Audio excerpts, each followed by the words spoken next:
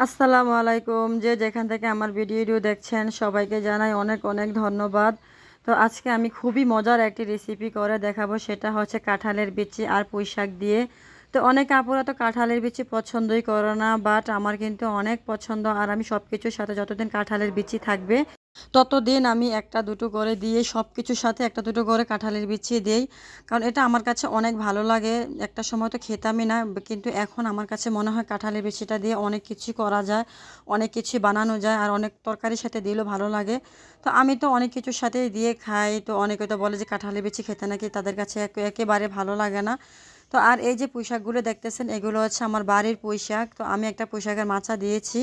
তো সেখানে এতটা কিউট মানে হয়েছে পুঁইশাকগুলো, দেখে বুঝতে পেরেছেন যে এটা একেবারে তুলতুলে নরম, আর এটা রান্না করলে একেবারেই মিশে যাবে। তো আমি এখন এক এক করে সবগুলো মানে শাক মানে কেটে নিচ্ছি। তো এগুলো এতটাই নরম আমার বটির কেমন লাগতেছে না, আমি হাতে এগুলাকে কেটে নিচ্ছি। তো শাক যদি রান্না করেন, এগুলো যদি হাতে এভাবে মানে এলোমেলো করে ছিঁড়ে নিয়ে রান্না করেন, তাহলে ওই শাকটা খেতে বেশ মজার হয়।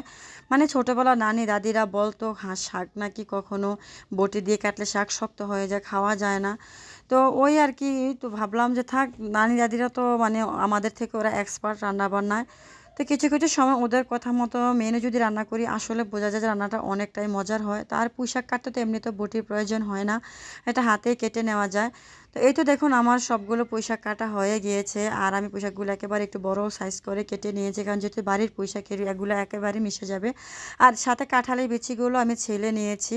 তো এখানে একটু ভিজিয়ে রাখবো, তারপরে এগুলোকে একটু দা দিয়ে চেঁচে নিব উপরে ছোলাটা। তো উপরে যে লাল অংশটা থাকে, আবরণটা থাকে, সেটাকে তুলে নিব। এই তো আমার কাটা শেষ হয়ে গিয়েছে। তো এখন আমি সব কিছু নিয়ে চলে যাব রান্নাঘরে। তো এই শাকগুলো ধুয়ে নিয়েছে, তার সাথে আমি দুটো আলু দিয়েছি, আলু আর কাঁঠালি বিচিটি ছেলে নিয়েছি, ধুয়ে নিয়েছি। এখন আমি একটা পাতিলে এগুলোকে সিদ্ধ করার জন্য বসিয়ে দিব। তারপর এখানে কিছু লবণ দিয়ে পানি দিয়ে সিদ্ধর জন্য বসিয়ে দিব, কারণ একটু লবণ দিলে এটা খেতে ভালো লাগে। আর আলু আর কাঁঠালের বিচির মধ্যে লবণটা ধরে যায়, তাহলে খেতেও ভালো লাগে। তো এখন একটা কড়াইতে এখানে তেল দিয়ে কিছু পেঁয়াজ দিয়ে দিয়েছি। তো পেঁয়াজটা একটু ভালোভাবে কাঁচা গন্ধটা চলে গেলে তারপর এখানে একটু লবণ দিয়ে দিব। লবণ দিয়ে পেঁয়াজটাকে একটু ভালোভাবে কষিয়ে নিব। তো রান্নাটা হচ্ছে আপনি কিভাবে রান্নাটা করবেন, এটা কিভাবে টেস্ট আসবে আপনার রান্নার উপরে নির্ভর করবে। প্রত্যেকটা তরকারি তো আলহামদুলিল্লাহ আমি মানে যাই কিছু রান্না করি মোটামুটি ভালোই হয়। তো এখানে আমি কিছু লবণ দিয়ে দিয়েছি, তারপর হচ্ছে আমি পেঁয়াজ দিয়েছি, আর একটু 1 চামচ পরিমাণ আদা দিয়েছি। যেহেতু আমি পাঙ্গাস মাছের মাথাটা দিয়ে রান্না করব, তো ওই ক্ষেত্রে একটু আদা দিয়েছি, মানে 1 চামচ পরিমাণ হবে। তারপর আমি এখানে হলুদের গুঁড়া দিয়েছি, মরিচের গুঁড়া দিয়েছি, দিয়ে এটাকে একটু ভালোভাবে কষিয়ে রান্না করব। মশলাটা আপনি যত ভালোভাবে কষাবেন, তরকারির টেস্ট নির্ভরই করে মশলা কষানোর উপর। কারণ মশলাটা কষানো স্টেপ বাই স্টেপ মশলাটা যে যখন কষাবেন, তখন এটার স্বাদ দ্বিগুণ বেড়ে যাবে, আর মশলা থেকে একটু ভাজা ভাজা ঘ্রাণ আসবে। তো যখন মশলাটা পাতিলে লেগে যাচ্ছিল, তখন আমি একটু পানি দিয়ে দিয়েছি। পানি দিয়ে মশলাটাকে কষিয়ে যখন তেলটা উপরে ভেসে আসছে, সিদ্ধ করা কাঁঠালের বিচি আর আলু দিয়ে দিয়েছি, দিয়ে এটাকে ভালোভাবে কষিয়ে নিব। তো কষিয়ে নেবে, তো যখন তরকারিটা কষাবেন, সেই মুহূর্তে যদি আপনার হলুদ মরিচ কিংবা লবণ কষানোর মধ্যে তরকারিতে ধরে যায়, তখন খেতে সেটা অনেক ভালো লাগে। তো এই তো দেখুন আমি অনেকটা ভালোভাবে কষিয়ে নিচ্ছি।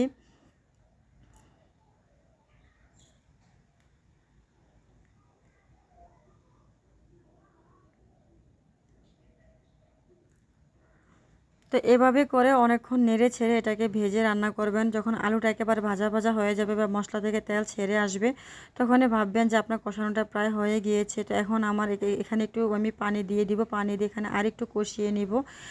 কারণ কষানো আমি প্রথমে বলেছি, যখন যে যতটা বেশি পরিমাণ কষাবেন খেতে দারুণ লাগবে। তো দেখেই বুঝতে পেরেছেন যে আমি কতটা কষিয়ে নিয়েছি। তো এখানে আমি কষানো প্রায় অর্ধেক হয়ে গেছে, তার মাঝখানে আমি মাছটা দিয়েছি। কষানোর শুরুতে যদি মাছটা দিয়ে দিলে তখন মাছের যে স্বাদ সেটা নষ্ট হয়ে যায়। কষানোর মাঝখানে যদি মাছটা দেন, তাহলে খেতে খুবই ভালো লাগে। তো এই পর্যায়ে আমি এটাকে বেশি একটা নাড়াচাড়া করব না, কারণ আমি পুঁইশাকটা দিয়ে দিব। পুঁইশাকটা দিয়ে এভাবেই ঢেকে দিব, ঢেকে দেওয়ার মাঝখানে মাছটা সিদ্ধ হয়ে যাবে, তাহলে এটা খেতে ভালো লাগবে, আর পুঁইশাক আর তরকারির মধ্যে মাছটা ভালোভাবে মিশে যাবে। তো এখন আমি একটা ঢাকনা দিয়ে কিছুক্ষণ রান্না করব। তো এই তো দেখুন প্রায় পুঁইশাকটা মিশিয়ে গিয়েছে। তো এখন আমি আলতো হাতে এটাকে নেড়ে চেড়ে মিশিয়ে দিব, কারণ এটা বেশিক্ষণ সময় লাগে না রান্না করতে, যেহেতু বাড়ির পুঁইশাক এটা একেবারে নরম সফট হয়ে যায়। তো দেখেই বুঝতে পেরেছেন যে এটা দেখে কতটা লোভনীয় লাগছে, আর মাছগুলো একেবারে মানে ভেঙে যায়নি। তো আমি কখনো এভাবে মাছ পুরোপুরি মানে কষিয়ে রান্না করলে কখনো পুরোপুরি ভেঙে ফেলি না, কারণ একটু আদা ভাঙ্গা হয়ে যায়, তো এটা খেতেও ভালো লাগে। তো এই পর্যায়ে পুঁইশাকে অনেকটা পানি উঠেছে, এখানে আমার পানি তেমন একটা প্রয়োজন হবে না, মানে শেষে আমি অল্প একটু পানি দিয়ে দিয়েছি।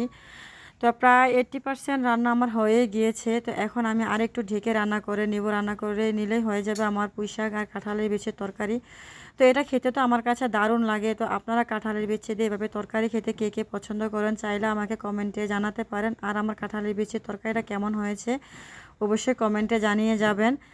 তো এই তো দেখুন আমার রান্নাটা প্রায় কমপ্লিট হয়ে গিয়েছে। তো আমি এখানে একটু পরিমাণ পানি দিয়েছি, তো পানি দিয়ে এখানে 2-3 মিনিটের মতো রান্না করলে রেডি হয়ে গেল আমার পুঁইশাক তরকারি।